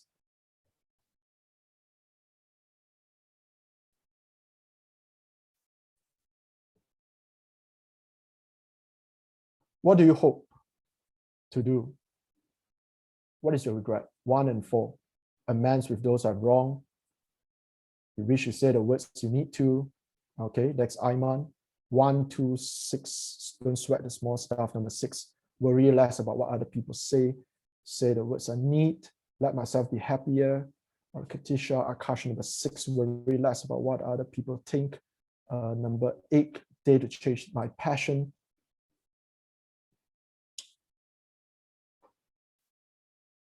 Yeah, my reason is very simple because, well, why so many? Okay, dare to change my passion. Okay, yeah, my argument is very simple, right? You can consider this. If you continue doing what the society tell you, like you should get married, go work in a stable job. I'm not saying it's wrong. I'm not saying it's wrong. Go, go get more degrees. You all know what is the ending, right? You have seen the people around you. Those are the ending that you're going to get. So imagine knowing the ending of your story. You have spent your whole life taking degree, and then you can't get a job. You take a double degree, you take your master's. After working few days, then people say, you know, you need to take additional masters, you need to take professional paper, you need to take BBA. You have started your family that time, you take a loan to do your wedding, and then you have to spend the rest of the years to pay back the loan for your wedding. And then while you are studying for your master, you don't have enough time with your husband or your wife. Your husband and wife begin to get cold with you. And then you have kids. Now you have a purpose. You have kids. You spend some time with your kids, but then you are struggling financially. You are every day you're very tired back from work. You don't have enough time with your kids. Your kids are feeling neglected. Blah blah blah. You have seen all these stories happening around us many times. That's the life of the regular person. So having known how your story would end, you know, you just need to close your eyes and imagine your one day when you're 50 or 60, and then you look back, I have followed the script. So when you think that way, there is something called a 10 years test. Have you heard of this? Since I told you about the 10 regrets, I'm going to tell you about a 10-year test. When I want to do something, I just think, if I don't do it today, will I regret 10 years from now? If I don't do it, I know what is the ending of the regular life. But if I do it,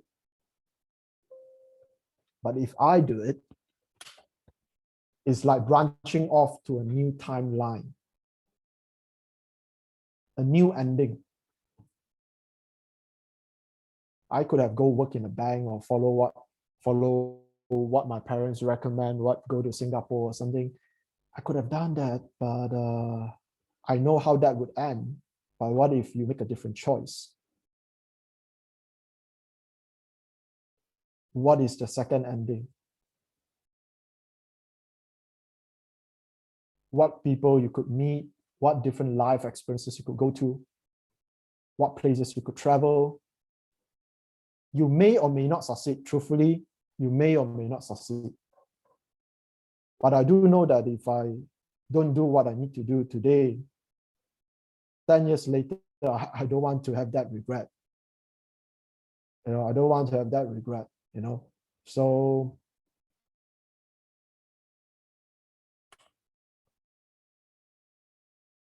one of my favorite books is called The Alchemist. It's about a boy in the Middle East trying to search for the treasure. And when he met his mentor, his alchemist, the alchemist tell him something like this: boy, tell your heart that the fear of suffering is worse than the suffering itself. What you are scared about is worse than what you are going to experience. And that no heart has ever suffered when it goes in search of its dreams. When something is important enough, when your why is big enough, you can bear almost anyhow. Suffering is only bearable because your why, your mission is so important, mistakes and failures that you will face. And when you look back, it's so exciting. You can truly say, I've done a lot of stupid stuff, make a lot of mistakes, but it's all worth it because I've done what I need to do. So I hope the same it is for you. Oh, okay, there's still one final lesson, really? There's still one final lesson? Okay. Okay, let's talk about this. So some of you are going to start soon, and I'm going to tell you the story of Mr. Darby. Long time ago, I think it's 1920s, 1930s, there is Mr. Darby and his uncle. So they have found a piece of land and they discover there are gold. So both of them take on loans from their families and from the banks to buy machineries to dig gold. You get the idea? They are going to dig for gold, dig for gold, dig for gold. And then they are very successful. They got the first shipment out. They got a lot of gold. Mr. Darby and his uncle is very happy. They say, yeah, I get a lot of gold. We are all going to get rich. So they dig, they get gold, they get gold. And then suddenly one day it stopped. It stopped. They dig and then there is no more gold. They dig some more, there is no more gold. So the uncle told Darby that, I think that's all that we can get. I think we have to quit now. So they decided to sell the machineries for the digging and stuff. They sell it to the junk man. The junk man is like the trash man, right? So the trash man buys all the machinery. So Mr. Darby and uncle is very disappointed.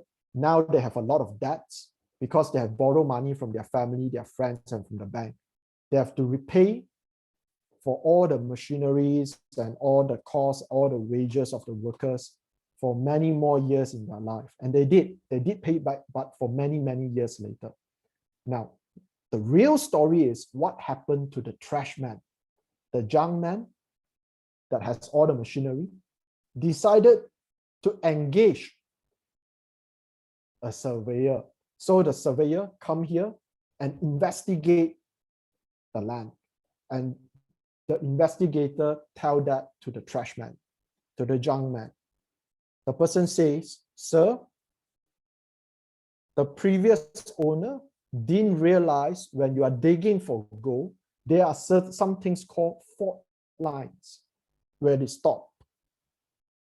And from what I have studied, 3 feet away from where they stop is where the gold lines, the gold veins continue. What do you think happened to the junk man? The junk man got very rich. What do we learn from this story? What do you think Mr. Darby has learned?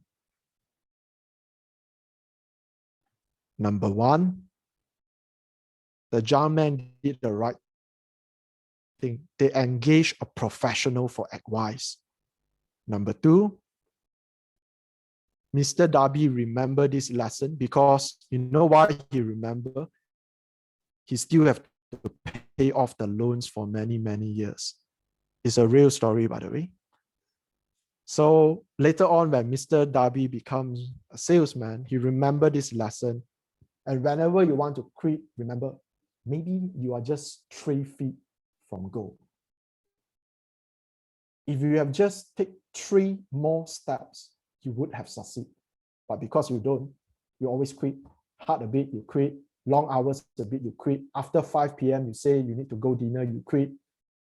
Your family complain, you quit. Because you have always quit in your life. You have never seen what is the alternate ending. So with this, I leave this story with you.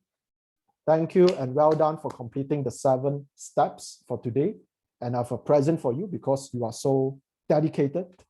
So I have a free book for you. The book is about 70, 80 pages to help you learn how to pitch your whatever ideas, business ideas, your community service ideas, how to pitch them.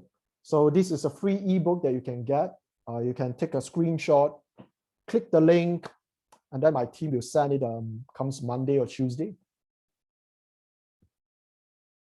And you have learned what is PhD, whether you have the pain, hunger, and desire. And that's it. Find me on Instagram. Drop me an email.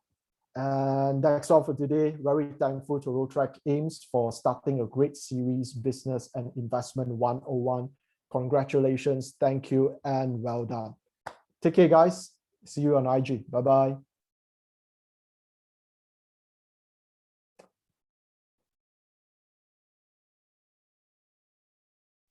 Okay, back to you. Thank you, Mr. Terrence, for your very inspirational, sharing. You have shared a lot on PhD. A lot of acronyms were very catchy, LOSCA and so on. Yeah, thanks for that. And we are open to question and answer session now. So if you guys have any question, you can feel free to put it in the chat box, or you can unmute yourself and ask to our speaker directly.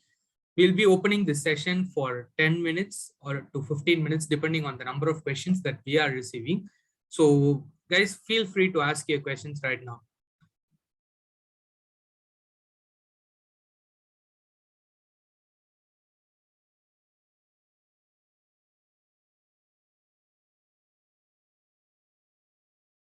Okay, Ayman has a question. In lost car, what is and thank you, Parimala. Good to have you here as well. What is reciprocity? Okay, this principle is based on give and take. Basically, this is this weird thing about human. When you give them something, they feel compelled that they must return the favor. That is reciprocity. So therefore, you see in a lot of businesses as well, they do give you something low cost or free, and in return, you get some value and you felt compelled to promote the business or help them back or even buy even more products down the line. So that is also a technique that you can consider.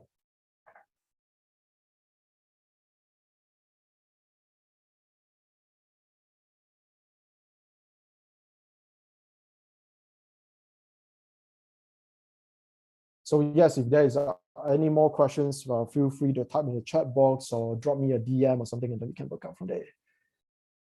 Lost car. Let me see.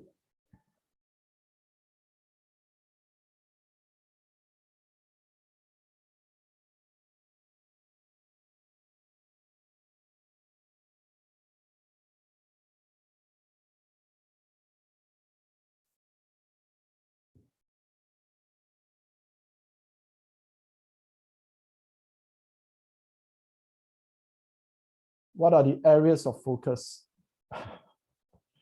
Okay, Patiban, that you need to look at when you're doing a risk assessment before starting a business. Of course, firstly, you should always audit yourself, your skills, your experience. Have you actually worked in the industry? If not, there are many things that you won't actually understand.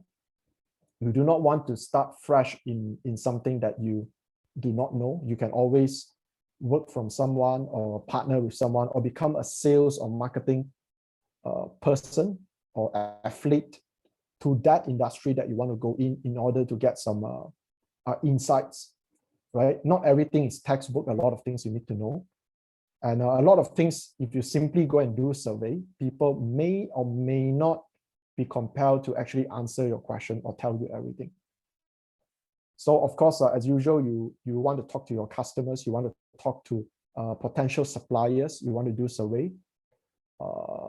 You might want to talk to your logistics, you might want to even talk to your competitors. So these are some of the things that we will look into to compare the pricing, what are their requirements, what are their industry standards that they need to adhere to.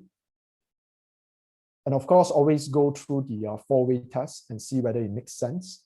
Sometimes certain things, after you go through the four-way test, it is no longer viable to do, then perhaps you can stop doing or change your business model a bit. I hope that answers your question, Padiban. Most welcome.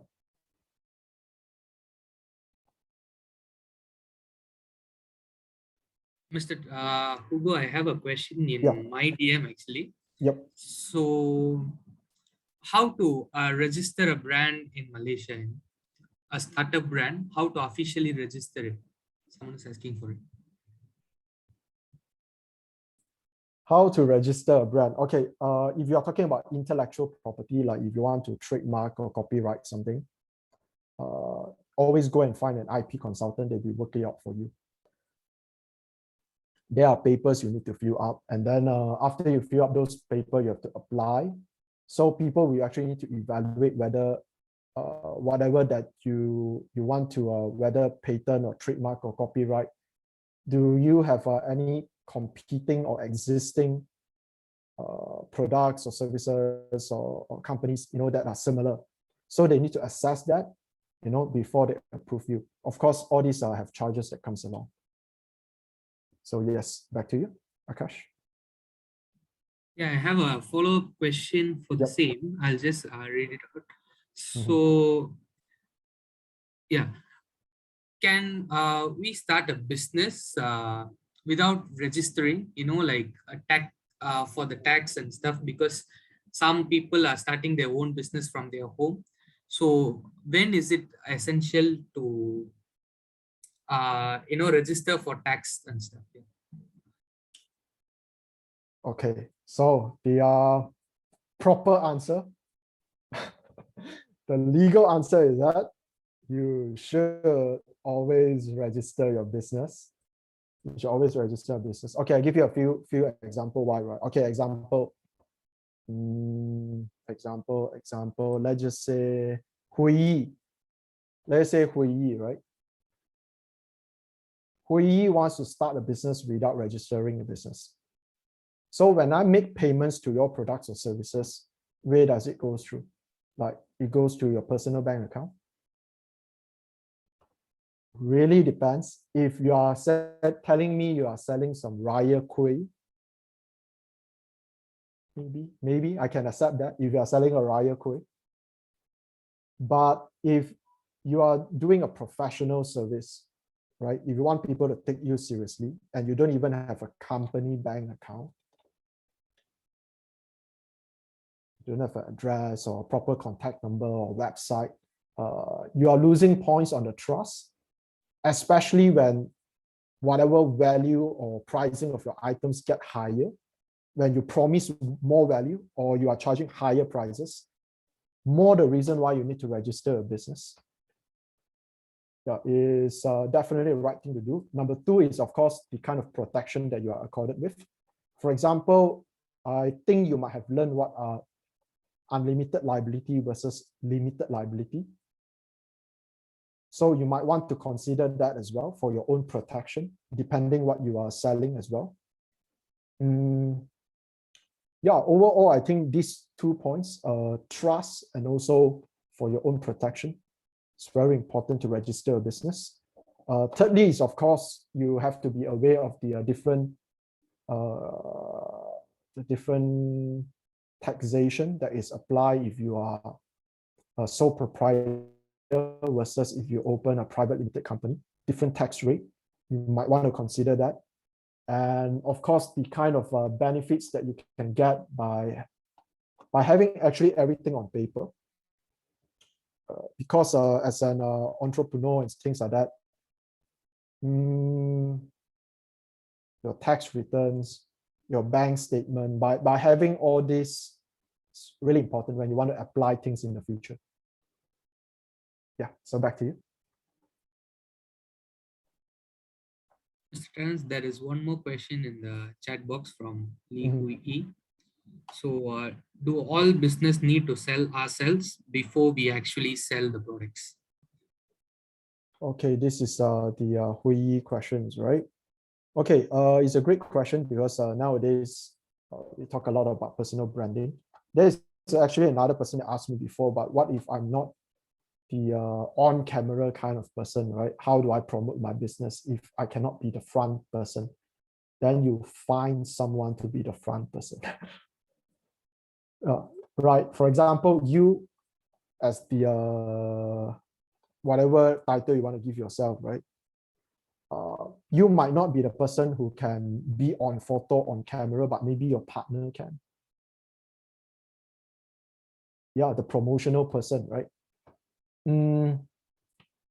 If you look at many of the businesses, if they don't have a person in front, not to say cannot, but the advantage of having a person in front is that people can relate to you. People need the human connection, like they know who they are speaking to. And especially as business owners, it's also recommended that you share your thoughts, your opinion, share your struggles, basically to share your story as often as you can. Right? I know sometimes we are all very lazy, we are all very busy, but the more you share your story, the more people can connect with you, and you pull the right people who wants to support your business. And even if you look at the politicians nowadays, right? They are doing a lot of TikTok, IG, they are doing a lot of Facebook posting. Why? Why is it that even politicians have to play all this social media and promotion game? Is because just remember this, right? It's not enough that you are good, you have to be seen to be good. It's not enough you are doing your job, you have to be seen you are doing your job. You know why people in corporate office, they put on the jacket, they stack all the file, 5 o'clock, don't want to go back home, look at the boss, see whether the boss go back home first or not, What are they trying to achieve? There is a whole art about how to pretend to be busy. Yeah, it's the same art, on how to promote your business. I would suggest if you have the time or the dedication, or you have a good person in your team that can do all this things, it would be great. For example, if I'm selling a burger, I would record the process of me, how I get the burger. I will record where I get the supplies of the burger. I will record even the story of the person helping me to sell burger. Or this guy, you know, comes from this background. Ever since he come here and learned the burger flipping skill, you know, he's now our top burger flipper. You know, I will tell the whole SpongeBob SquarePants story. You know, people love to hear this kind of story, so it helps. But if you say you want to just promote your product, possible as well. If you don't want to feature yourself, you can feature your customers, your satisfied customers, their testimonials, how they feel, how their lives have changed, put their before, after photo and things like that. That would help as well. So yes, back to you, MC Akash. I have one more question also in my Yes. direct message. So how to close in on a deal? So that's the question actually. Well, there are a lot of methods on how to close the deal. Also depends what you're doing, who you're meeting. As in all things, you have to audit the person, the environment, and your services as well. So after the clear audit, I think what you want to do, there is one thing that I recently posted on Instagram. If you are on Instagram, you can see my yellow color post. I say something like, when you are saying it, when you are saying it, you are selling, but when they are saying it, you are closing. I repeat, when you are saying it, you are selling. When they are selling, when they are saying it, you are closing. It look like a tongue twister over here. Okay. When you are saying it, you are selling. When they are saying it, you are closing. Probably need to drink some water or something now. Okay. What it means is, some people spend a lot of time presenting, but it's always a one-way conversation. If you can ask more questions, if you want to engage the person more, you want to lead them in a way that they close themselves. Right? Example, imagine if you go to the doctor, right? Yes, when you are saying, you are selling. When they are saying, you close it. Yes, Parimala. So Pari, imagine, right? If you go to a doctor, so Pari meet the doctor, and then you say, doctor, hello. And then you sit down, only the doctor say, okay, this is the prescription. These are the meds. I'll go take at the counter. How would you feel? You will feel like, wow, doctor, I've not even say anything. You already give me a prescription and the meds. Now, imagine a second scenario. So, Pari, you went to a doctor, and then you say, doctor, hello. Recently, I feel a bit heaty. I don't know why. Am I having a mild fever or something like that? And then the doctor say, okay, here's your prescription. Go take at the counter. How would you feel? Slightly better. You have said what you want to say, but what is it that the doctor didn't do? Okay, I don't have a medical degree, by the way, but what is it that the doctor didn't do? Discuss other options.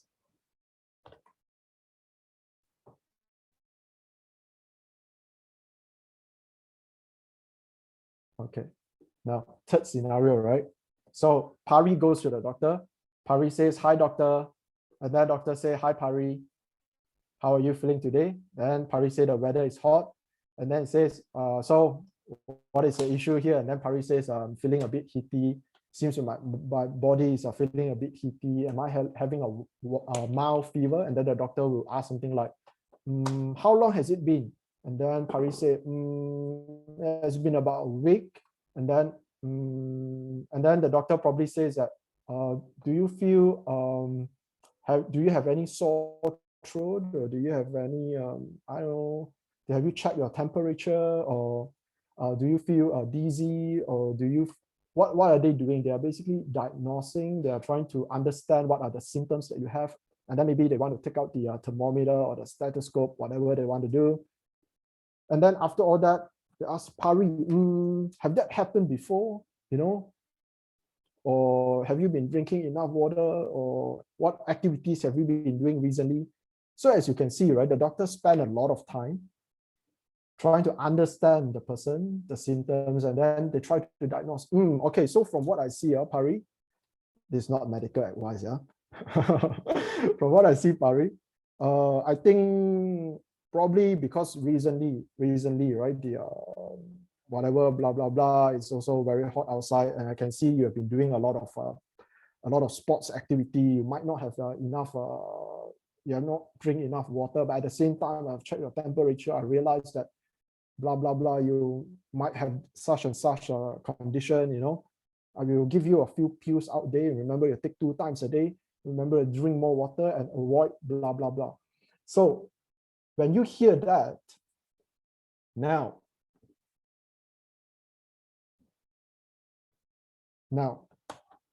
much of selling and the process of closing is about listening, is about questioning, is about engaging before you diagnose anything. The result is you want the person feel that you have heard the person. You want the person feel that you have actually studied their situation. You want the person to feel that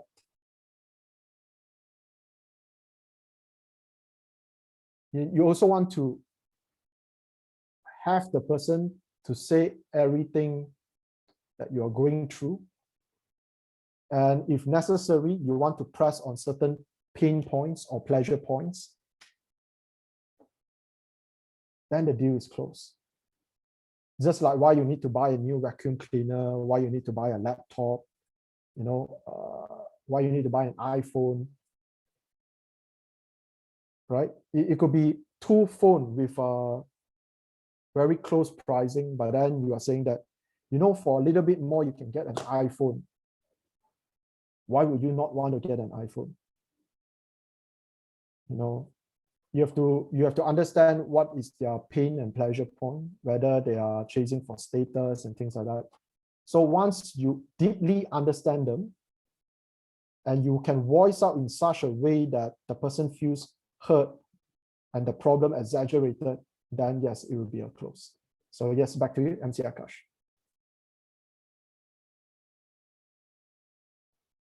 Thanks, Mr. Terrence. So I think if there is no more question, we'll be moving on to the photo session. So I would like to request all participants to turn on their camera for a few seconds. We'll make it quick.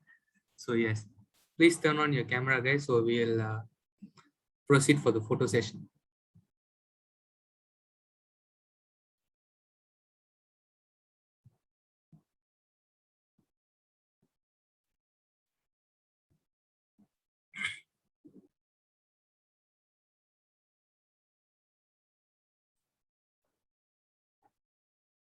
Okay, good to see you guys. Finally on cam.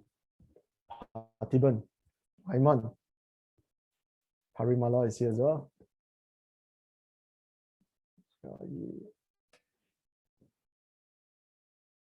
Izzat.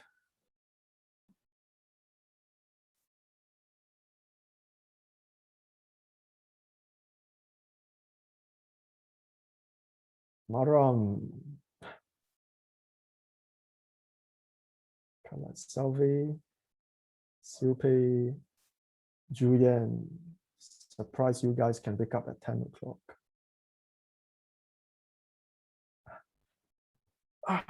Yeah, this is quite a feat to wake up at 10 o'clock. I think Darnisha, please take over and you can screenshot. Okay. Hello, everyone. So there's about 2 pages here. So I'll start with the first page. Smile, everyone. Okay. Second page.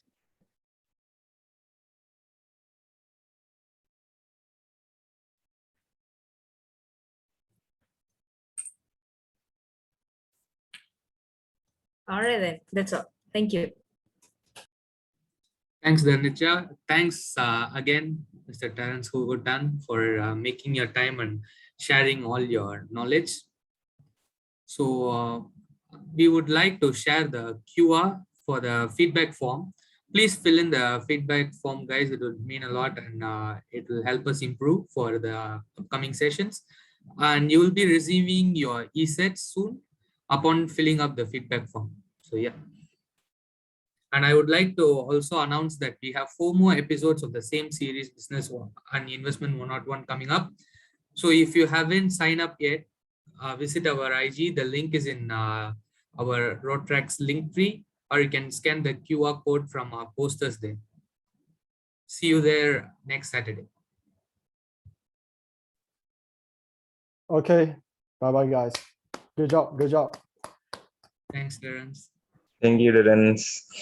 Thank you. Bye-bye. Bye-bye, Julian.